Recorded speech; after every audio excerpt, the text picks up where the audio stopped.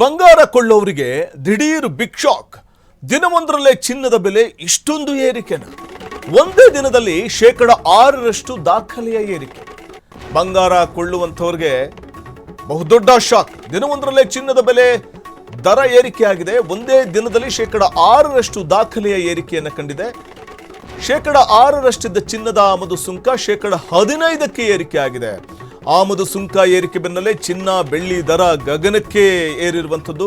10 gram ಚಿನ್ನದ ಬೆಲೆ ದಾಖಲೆ 7,350 ರೂಪಾಯಿಗೆ ಏರಿಕೆಯಾಗಿದೆ. ಇನ್ನು ಬೆಳ್ಳಿ ದರ ಏನು ಕಮ್ಮಿ ಇಲ್ಲ, ಪ್ರತಿ ಕೆಜಿಗೆ 20,000 ರೂಪಾಯಿ ಏರಿಕೆಯಾಗಿದೆ.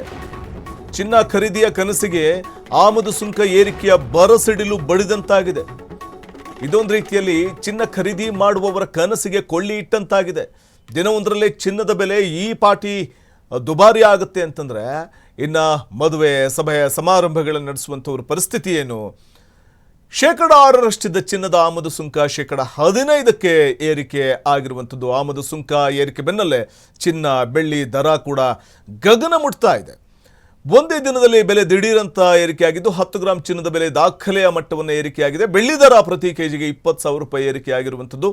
ಚಿನ್ನ ಖರೀದಿಯ ಕನಸಿಗೆ ಆಮದು ಸುಂಕ ಏರಿಕೆಯ ಬರಸಿಡಿಲು ಚಿನ್ನ ಖರೀದಿದಾರರ ಕನಸಿಗೆ ಕೊಳ್ಳಿ ಇಡ್ತಾ ಇದೆ.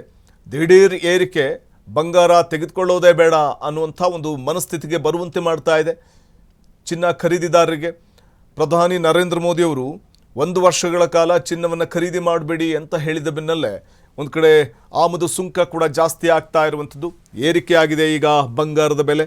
ಇದು ಒಂದು ರೀತಿಯಲ್ಲಿ ಈ ದಿಢೀರ್ ಅಂತ ಒಂದೇ ದಿನದಲ್ಲಿ ಏರಿಕೆ ಆಗುತ್ತೆ ಅಂತಂದರೆ ಸಹಜವಾಗಿಯೇ ಆಭರಣ ಪ್ರಿಯರು ಅಥವಾ ಚಿನ್ನ ಖರೀದಿ ಮಾಡುವಂಥವರು ಈ ವೇಳೆ ಬಹುಶಃ ಬಹುದೊಡ್ಡ ಶಾಕ್ ಅವ್ರಿಗೆ. ಚಿನ್ನ ಖರೀದಿ ಮಾಡೋದೇ ಬೇಡಪ್ಪ, ಟಚ್ ಮಾಡೋಕ್ಕೆ ಆಗಲ್ಲ, ಅದನ್ನು ಆದಾಯ ಮಾತ್ರ ಹಾಗೇ ಇದೆ.